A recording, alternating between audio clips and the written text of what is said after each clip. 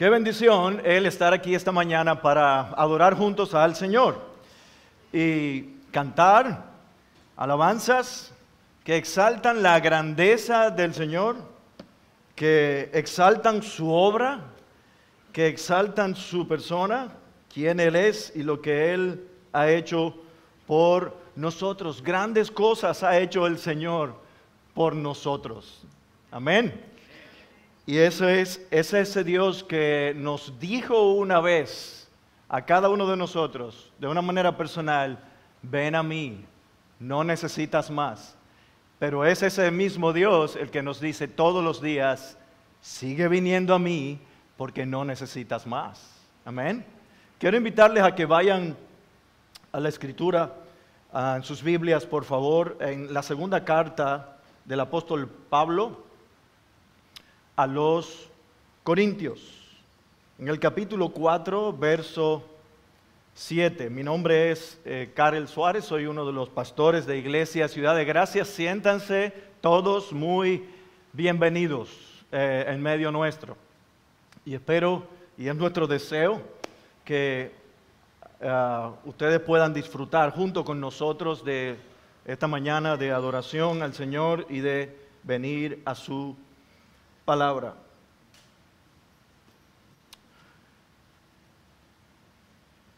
Segunda a los Corintios capítulo 4, versículo 7, dice así la palabra del Señor: pero tenemos este tesoro en vasos de barro, para que la extraordinaria grandeza del poder sea de Dios y no de nosotros. Vamos a orar. Señor, en esta mañana te hemos cantado, te hemos adorado en diferentes formas, de diferentes maneras, en diferentes manifestaciones de adoración. Y ahora nos acercamos a ti, Señor. Nos postramos delante de ti. Nos postramos delante de aquel que está sentado en su trono, reinando en gloria y en majestad, cuyo rostro brilla como el sol y cuya majestad llena todo el universo, y a quien adoran todas las criaturas angelicales y los redimidos que ya están en gloria. Y nos unimos, Señor, a esa adoración angelical para admirarte a ti, para exaltarte a ti. Y tú, Señor, que por tu Espíritu en medio nuestro ministra los corazones, tu Espíritu que inspiró tu palabra, tome tu palabra y la aplique a nuestros corazones en esta mañana.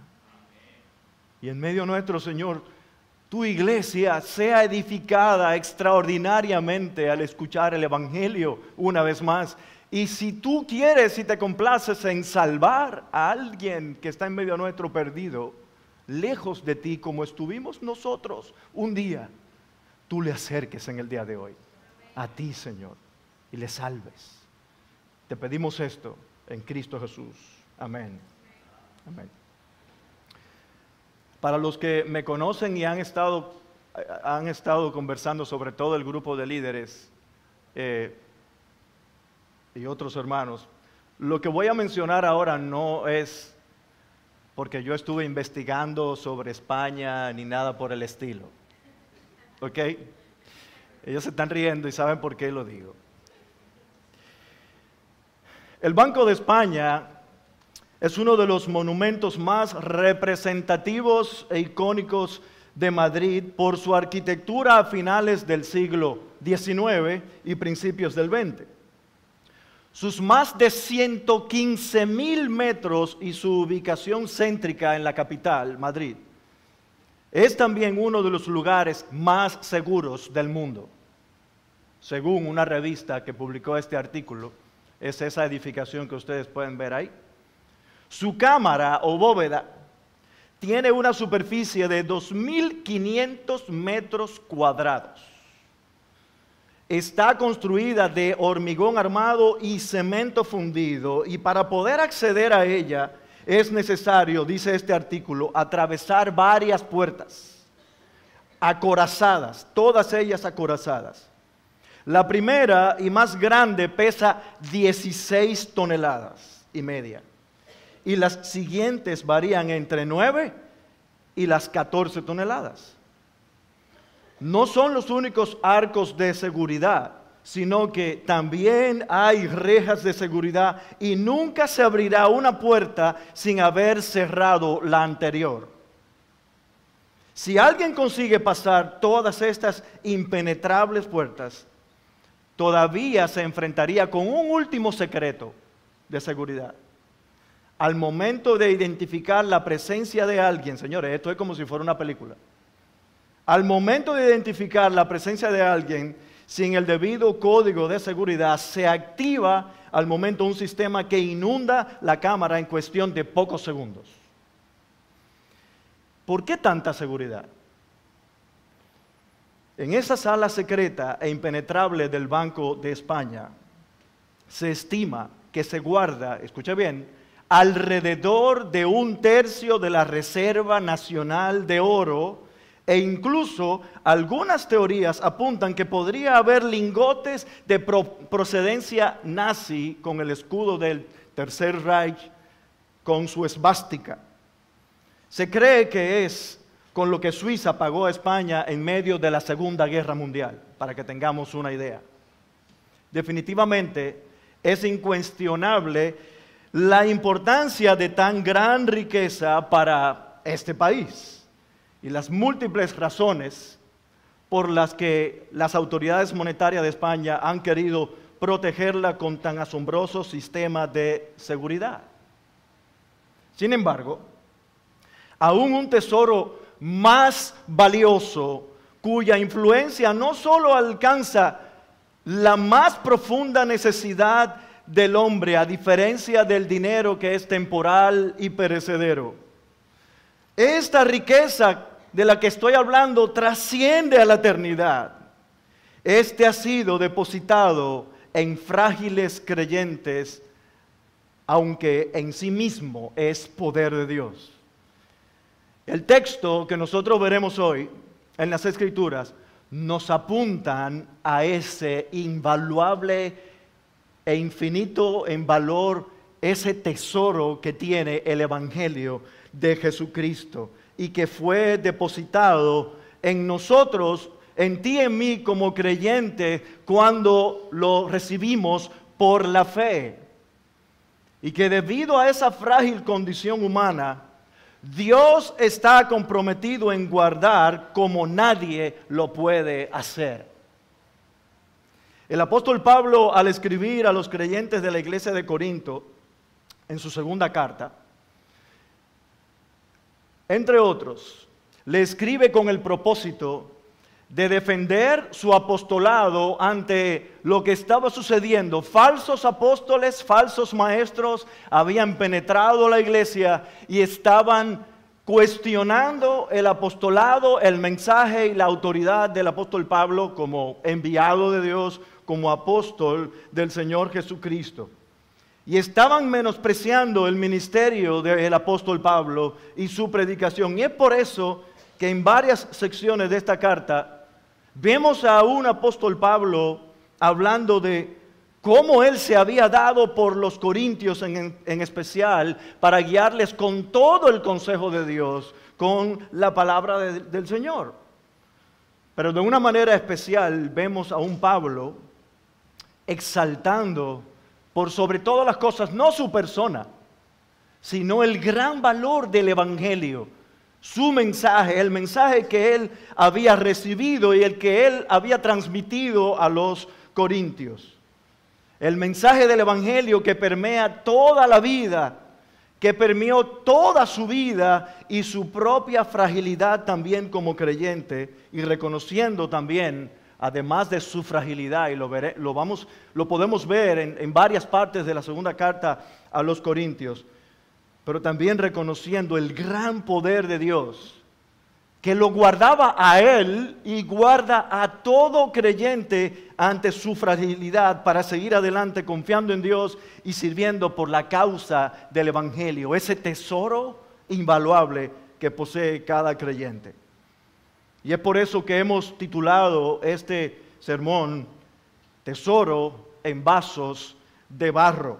Y esta proposición, esta verdad, quiero que quede en sus mentes mientras nosotros vamos desarrollando este sermón. Mi hermano y mi hermana, valora el Evangelio en tu debilidad para que sea manifiesto el poder de Dios.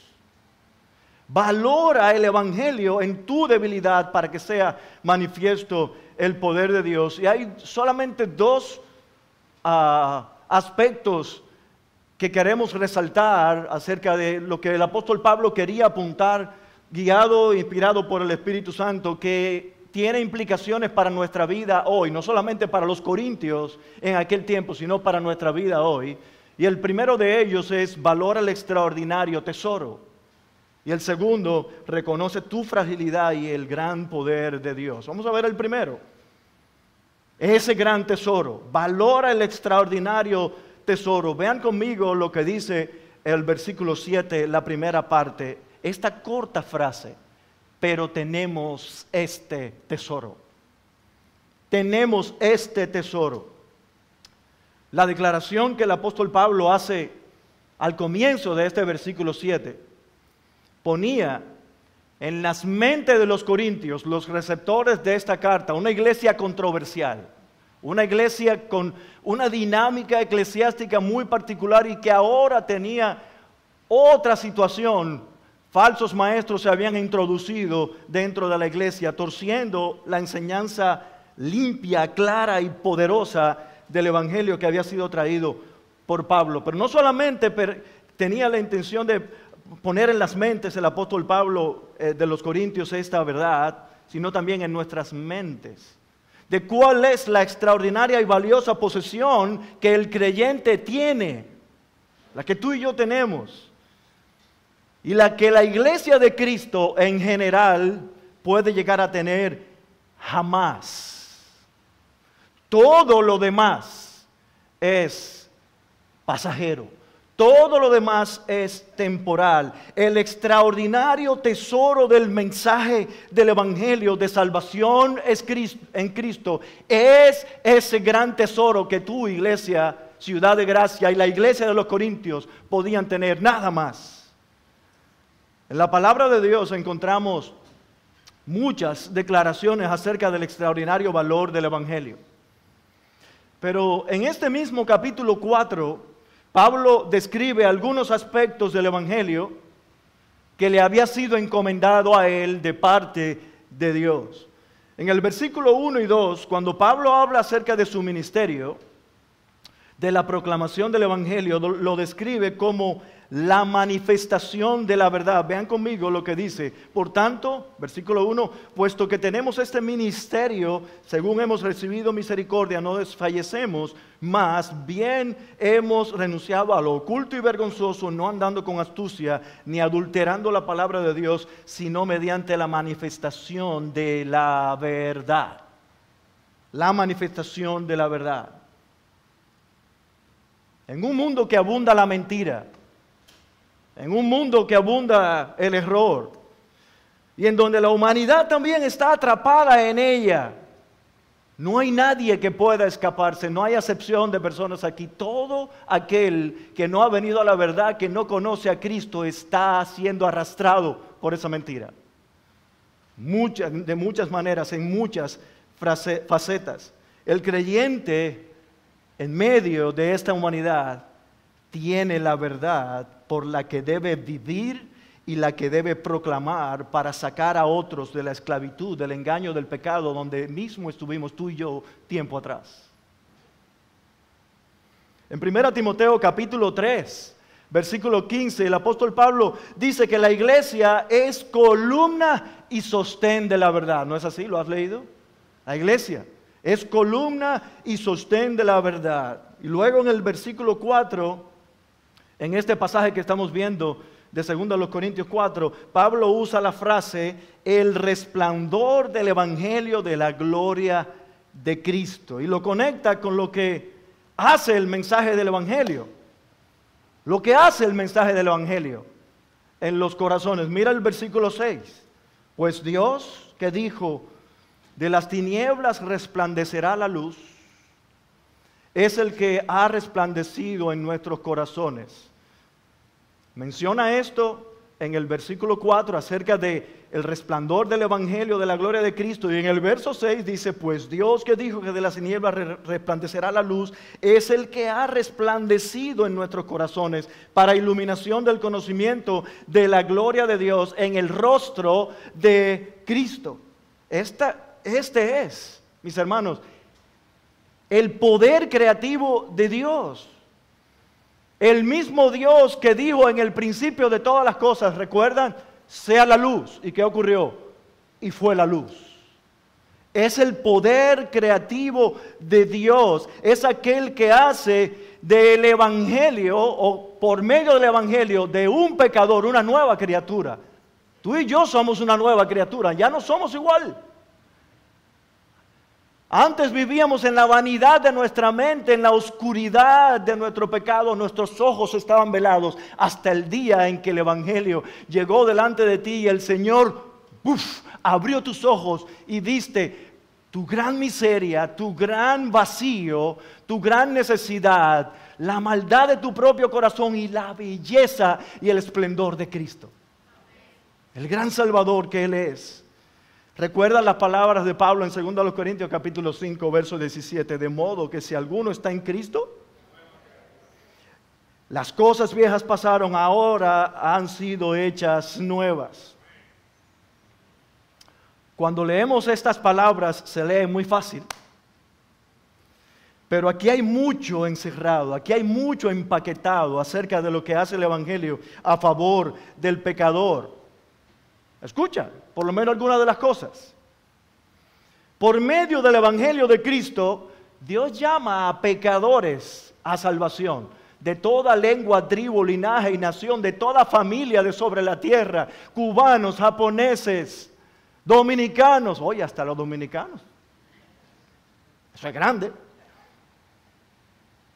De toda lengua, tribu y nación, Él ha querido llamar a pecadores a salvación. Dios otorga la fe y el arrepentimiento. Dios imputa la justicia perfecta de Cristo. Dios adopta como hijos a quienes eran bastardos. ¿Escuchaste bien?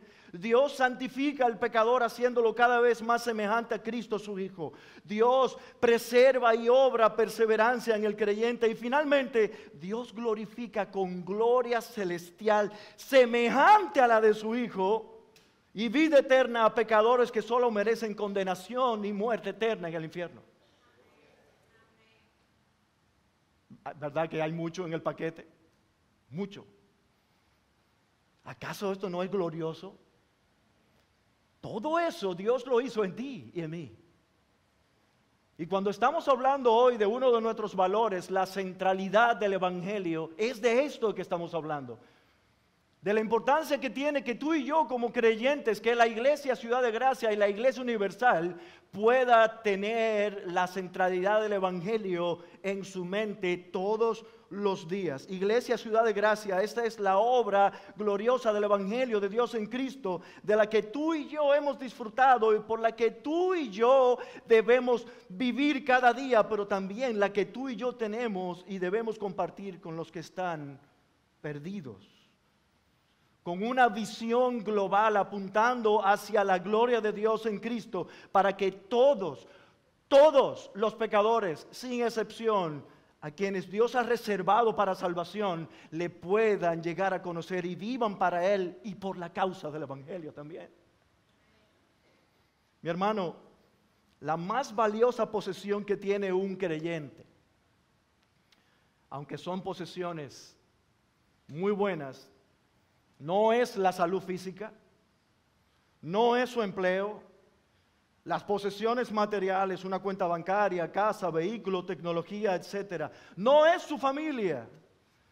ni pastores elocuentes y extraordinarios predicadores, no son los mejores consejeros o una iglesia con el mejor programa de obras sociales de ayuda a la comunidad o el ministerio de alabanza y adoración mejor preparado y con los mejores instrumentos o el edificio confortable en el que se podrían reunir, etcétera, etcétera, etcétera. El precioso tesoro del Evangelio que un creyente en Cristo posee supera infinitamente cualquier posesión, cualquier cosa que pueda disfrutar en este mundo.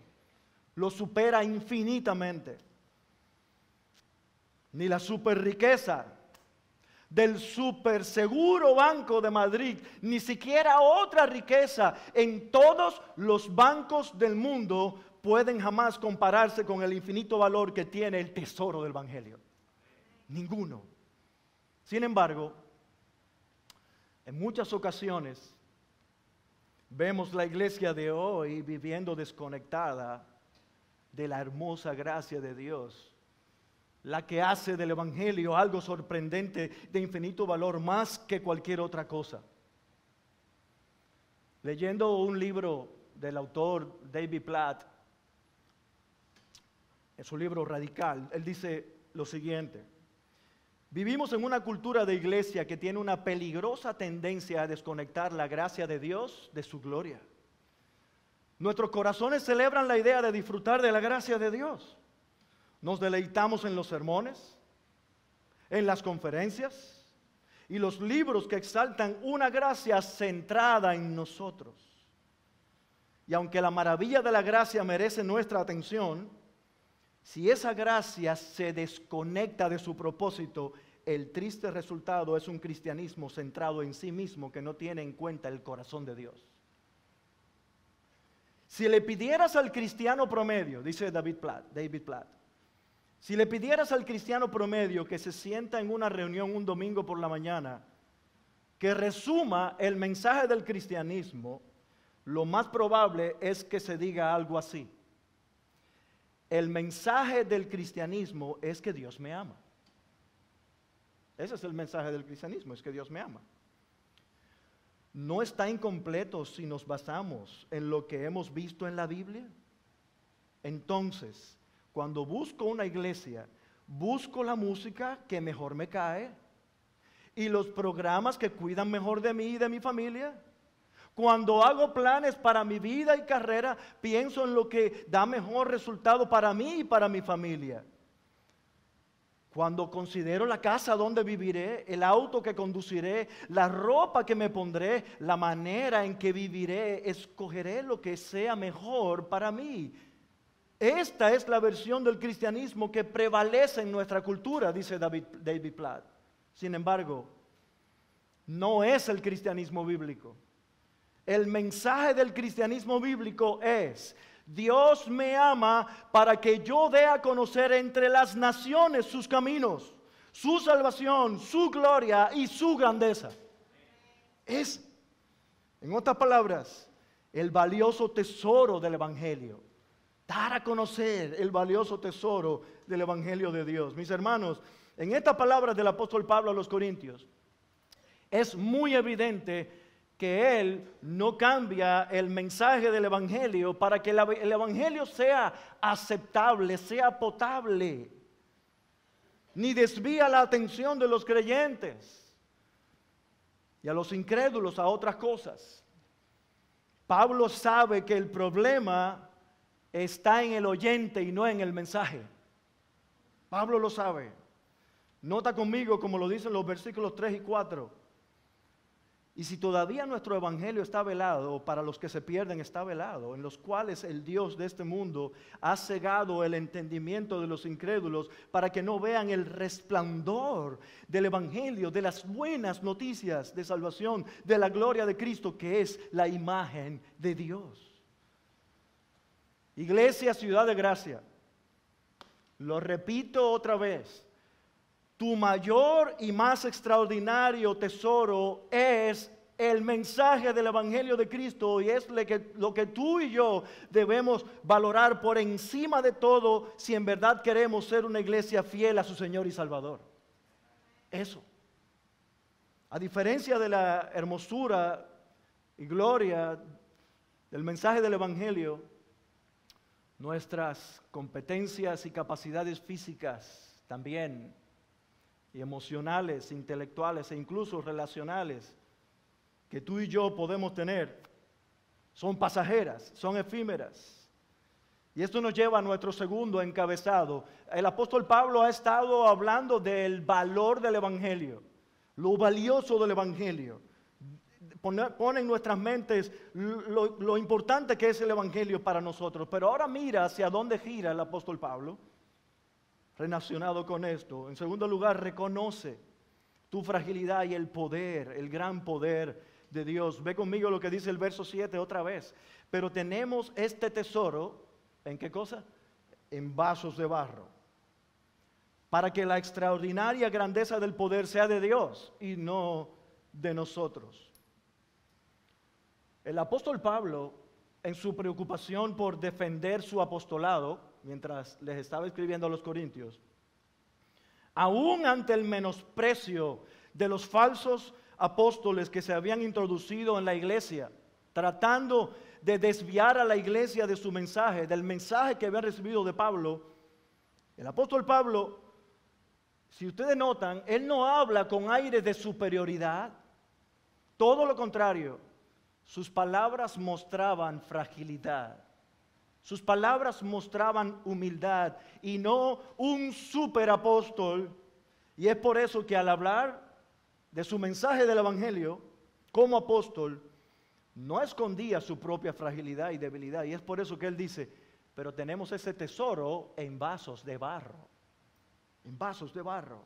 Mis hermanos, estas palabras del apóstol Pablo, no sé si tú te das cuenta, muestran un contraste extremo. Por un lado está la gloria resplandeciente y brillante de la majestad de Cristo en el Evangelio, y por otro lado está las vasijas de barro frágiles y ordinarias. ¿Se dan cuenta? Hay un contraste extraordinario aquí. Pablo estaba consciente de su fragilidad y de su indignidad. ¿Y tú y yo? ¿Acaso no debemos estar conscientes de nuestra fragilidad y de nuestra indignidad? No somos la causa por la que las personas llegarán a conocer a Cristo. Tú y yo somos ordinarios. En otras palabras, barro barato. En buen dominicano, carabelita.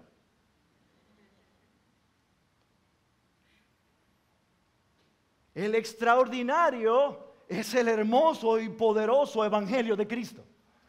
Ese es el extraordinario. No es el pastor de la iglesia, no es el hermano más elocuente, el que mejor canta las alabanzas, no es el programa que tiene la iglesia como mencionamos hace un tiempo. Es el evangelio de Cristo. ¿Sabes por qué predicamos el mensaje del evangelio? ¿Tú sabes por qué? Porque nosotros hemos recibido misericordia. Mira lo que Pablo dice en el versículo 1, 2 Corintios 4:1. Por tanto, puesto que tenemos este misterio, según hemos recibido misericordia, no desfallecemos. ¿Qué había recibido Pablo? Misericordia. Pregunta, ¿qué has recibido tú? Misericordia. Es por eso que tú y yo podemos compartir el evangelio. Antes estábamos en oscuridad y nos importaba para nada el evangelio. Probablemente sí nos importaba ser detractores del evangelio, burladores del evangelio, pero Dios tuvo misericordia de nosotros y nos vio camino a la condenación y detuvo nuestro camino de condenación y de esclavitud del pecado y nos mostró la belleza de Cristo, del gran Salvador que es Cristo. Predicar el evangelio no es algo que nos ganamos por nuestra preparación o por la capacidad de hablar. Repito, es por misericordia. Alguien dijo, predicamos un mensaje mejor de lo que podemos vivir. Si Dios no puede usar a gente imperfecta, no puede usar a nadie porque somos gente imperfecta. Como dije antes, somos barro barato, y es la palabra ostraikos en el griego, aquí, para definir esta vasija de barro que menciona Pablo aquí, que era usada en los tiempos bíblicos y que tenía diferentes usos esta vasija de barro. Estas vasijas de barro, de la que menciona Pablo aquí, era usada para guardar objetos valiosos, pero también para sacar los desechos de la casa. Esto pone algo interesante en nuestra mente, ¿verdad que sí? Cuando habla de vasos frágiles, vasijas de barro. Esa es la misma palabra que usa Pablo en 2 Timoteo 2:20 cuando dice, ahora bien, en una casa grande no solamente hay vasos de oro y de plata, sino también de madera y de barro, unos para honra y otros para deshonra. Yo no me pondría en los vasos de oro y de plata. Yo me pondría en los de madera y de barro, pensando en mí mismo. Yo no estoy pensando en ti, estoy pensando en mí. Ojalá y tú pienses en ti.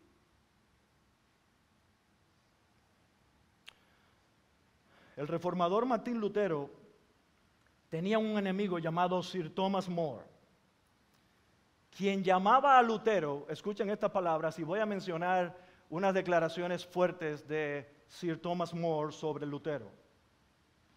Él llamaba a Lutero un excusado. Ustedes saben lo que es un excusado, ¿verdad? ¿Alguien aquí no está aplatanado? ¿No sabe lo que significa un excusado? Una letrina. ¿Nadie lo sabe aquí? ¿Alguien no sabe aquí lo que significa una letrina? Joel, tú lo puedes explicar después.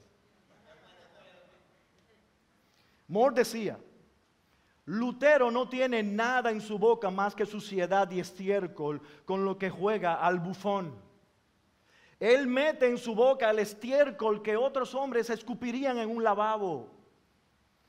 Si él dejara la insensatez y el enojo y las locuras ahora demasiado conocidas contra la Iglesia Católica, y si él se tragara su suciedad y lamiera el estiércol con que él ha contaminado de manera tan asquerosa su lengua y su pluma, para no tener nada en su boca más que suciedad y aguas negras, tomaremos consejo a tiempo si queremos dejar a este fraile loco y sin vergüenza con mente de excusado con sus locuras y delirios y suciedad.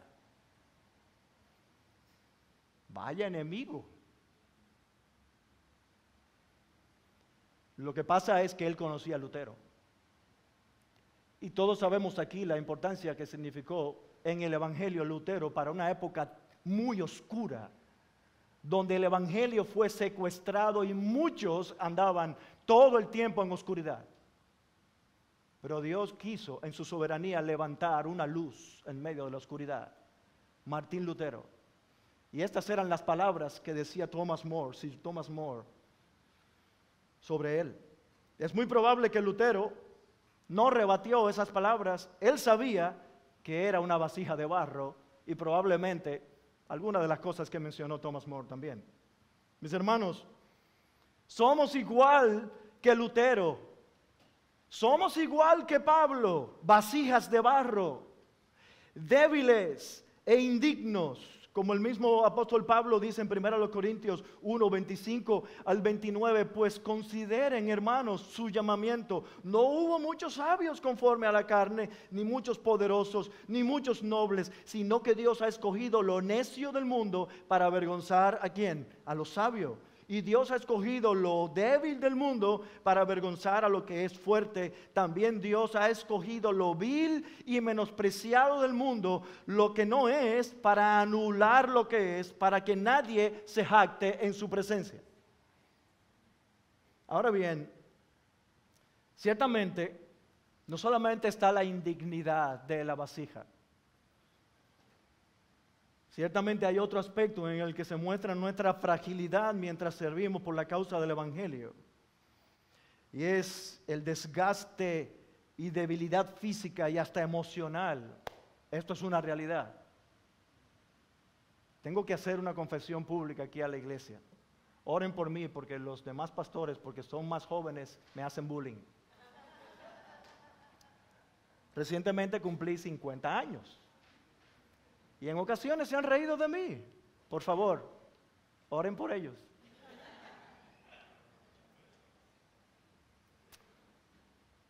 El desgaste físico es una realidad. Pensando hace 25 años atrás, muchos de ustedes saben que yo soy cubano y las deficiencias del transporte en Cuba me obligaban a tomar una bicicleta y andar en bicicleta casi todo el tiempo. Y por lo menos 2 veces a la semana, cuando estábamos trabajando como misioneros en las afueras de la ciudad de Santiago de Cuba, recorríamos la distancia casi como de aquí a San Cristóbal 2 veces a la semana en bicicleta.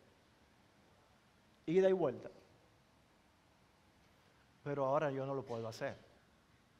Mi esposa me dijo, es que estás fuera de forma. Y yo le dije, es que los años se sienten. Apenas le puedo dar una vuelta y media al botánico en bicicleta.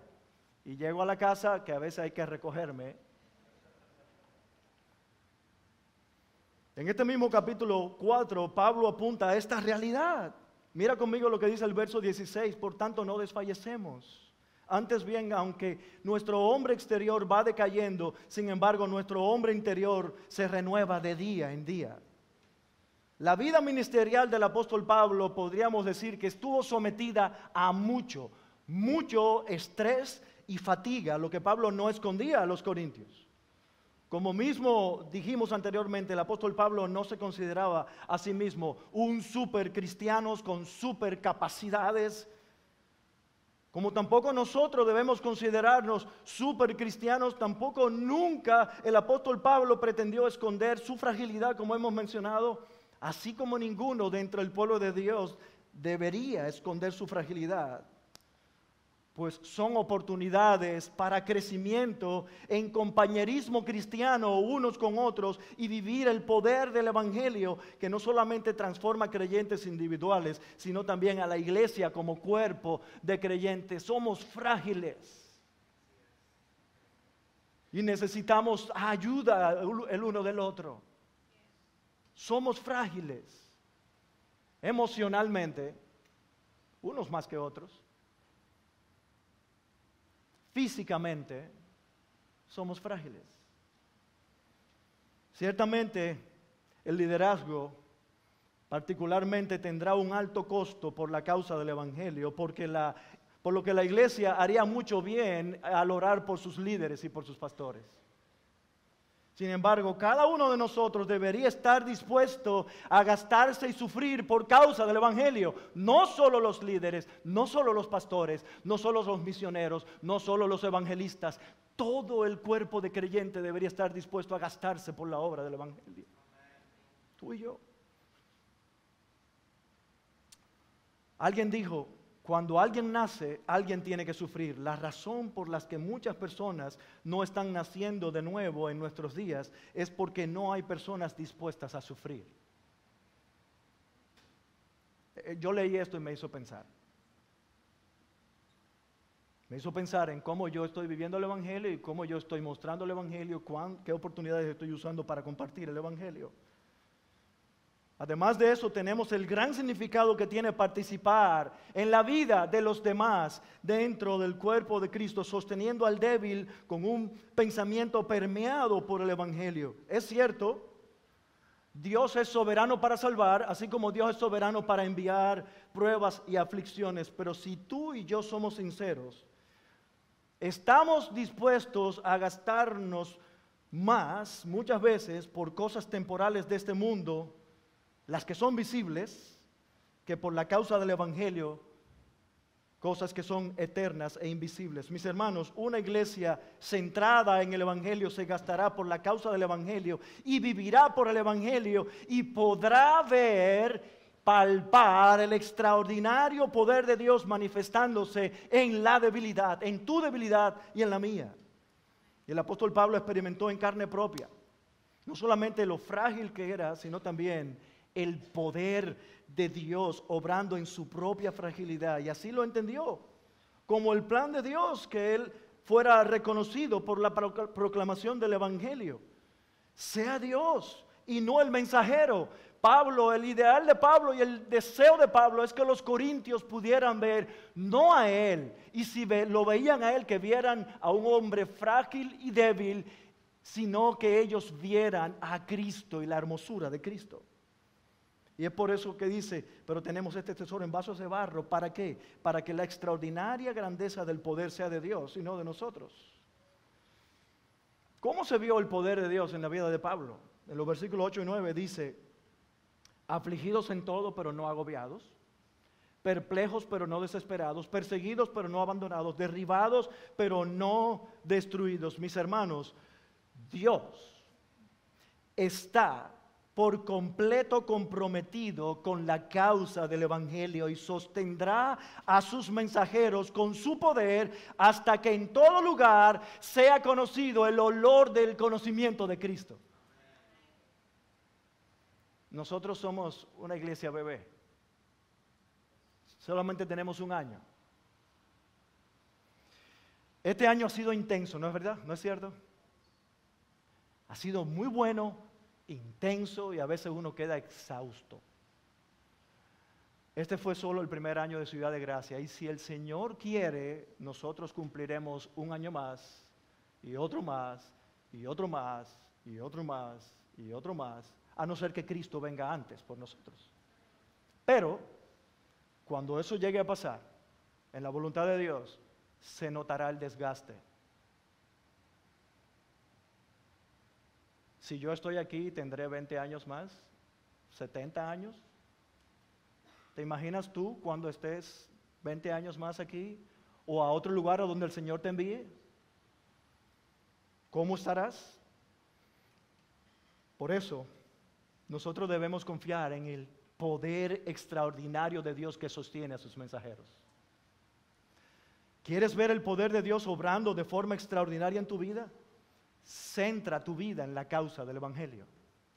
Dios se glorifica en tu debilidad y en mi debilidad de manera extraordinaria. Mis hermanos, cuando Dios utiliza a personas frágiles y prescindibles, se hace aún más evidente que la obra del Evangelio en la salvación de pecadores se basa en el poder de Dios y no en la capacidad de los mensajeros. Por eso, valora el extraordinario tesoro, reconoce tu fragilidad y el gran poder de Dios. Vamos a orar. Señor, gracias te damos por tu palabra. Al ver tu palabra en esta mañana, escucharla, nos vemos en el espejo, en el mismo espejo en que el apóstol Pablo se vio. Y contemplamos la hermosura del Evangelio de Cristo. Vemos nuestra propia fragilidad, pero al mismo tiempo podemos contemplar tu gran poder en medio de nuestra fragilidad. Haz de Ciudad de Gracia una iglesia centrada en el Evangelio, que valore al Evangelio más que a cualquier otra cosa, que podamos vivir por él y proclamarlo con libertad a aquellos que lo necesitan. Te lo pedimos en Cristo Jesús. Amén.